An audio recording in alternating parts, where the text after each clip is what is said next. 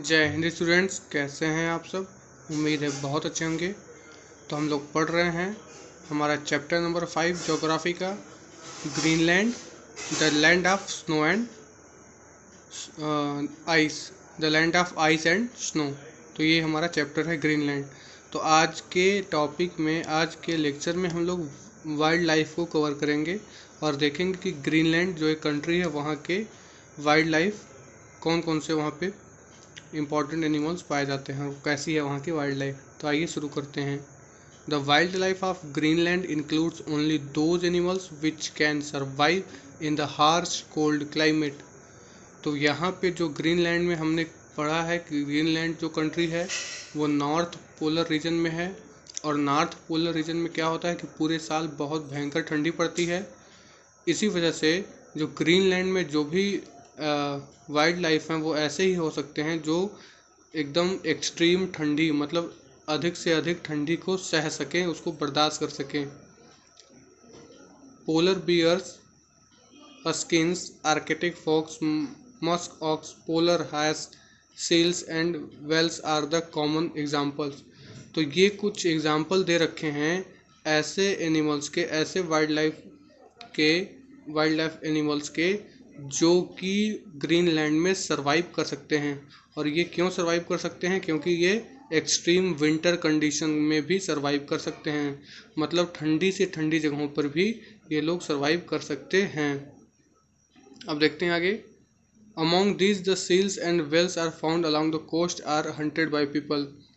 इन सब में से जो सेल्स और वेल्स होते हैं ये पाए जाते हैं कोस्टल एरिया में, ठीक है। तटीय इलाके आपको बता चुके हैं कोस्ट का मतलब, और उसी में पाए जाते हैं। साथ में हंटेड बाय पीपल, और पीपल इनका, वहाँ के लोग इनका शिकार भी करते हैं। Huskies are wolf like dogs widely used by people for pulling sledge. तो ये जो हस्किंग होते हैं ये वोल्फ लाइक डॉग होते हैं, मतलब भेड़िए की तरह दिखने वाले डॉग्स होते हैं, कुत्ते होते हैं, जिनका यूज ज़्यादातर पुलिंग स्लेजेस के लिए होता है, स्लेजेस को पुल करने के लिए होता है।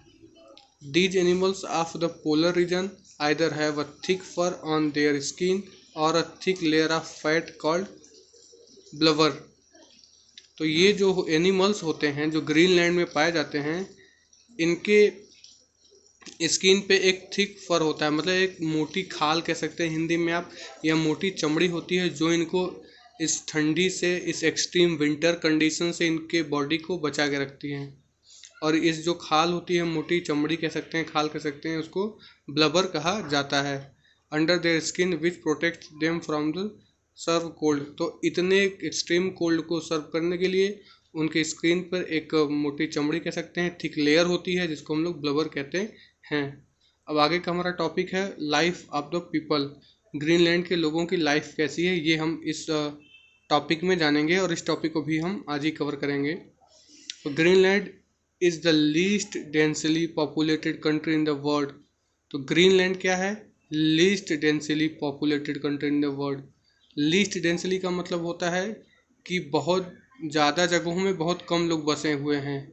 जब कम जगहों में बहुत ज़्यादा लोग बसे होते हैं तो हम लोग बोलते हैं हाई डेंस, और जब ज़्यादा जगहों में कम लोग बसते हैं, रहते हैं, तो हम लोग बोलते हैं लेस डेंस या लीस्ट डेंस। समझ गए आप? तो यहाँ पे क्या है कि ज़्यादा जगह है और रहने वाले लोगों की संख्या कम, तो इसको हम क्या कहेंगे? Least dense. और यही अगर जगह कम होती और रहने वाले लोगों की संख्या ज़्यादा होती तो हम क्या कहते? Highly dense. लेकिन यहाँ क्या है? यहाँ पे लीस्ट डेंस है, मतलब यहाँ जगह ज़्यादा है रहने की, लोग रहते कम है। और ऐसा होता क्यों है? यहाँ के एक्सट्रीम विंटर कंडीशन के कारण। यहाँ जो इतनी ठंडी पड़ती है उसको बर्दाश्त कर पाना सबके बस की बात नहीं है।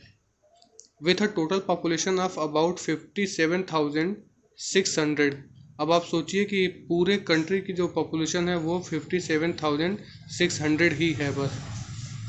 The people led a very hard life due to the harsh climate condition. और इतनी कम पॉपुलेशन क्यों है? क्योंकि यहाँ के लोगों को बहुत प्रॉब्लम होती है। यहाँ के जो कंडीशन है, जो यहाँ की क्लाइमेटिक कंडीशन है, जो यहाँ ठंडी पड़ती है, उस वजह से यहाँ पे सरवाइव कर पाना सबके बस की बात नहीं है। इसलिए यहाँ के लोगों को इस क्लाइमेट्स कंडीशन में बहुत ही प्रॉब्लम होती है सरवाइव करने में, और बहुत मुश्किल से ही वो सर्वाइव कर पाते हैं। बस आप सोचिए कि आपके जीवन में, मतलब हमारे जीवन में एक साल में 2 या 3 महीने आते हैं जिसमें ठंडी पड़ती है, जनवरी फरवरी या दिसंबर जनवरी फरवरी। लेकिन उस टाइप की ठंडी अगर पूरे साल पड़ेगी तो आप किस प्रकार से अपने को सर्वाइव कर पाएंगे। और उससे भी ज़्यादा ठंडी, मतलब 0 डिग्री से भी कम टेम्परेचर पड़ने लगे पूरे साल, तो कितना मुश्किल होगा सर्वाइव करना। तो यही सारी चीज़ें हैं, और बाकी इस चैप्टर के बारे में जो भी चीज़ें हैं वो हम लोग नेक्स्ट वीडियो लेक्चर में जानेंगे। तब तक के लिए thank you for watching this video.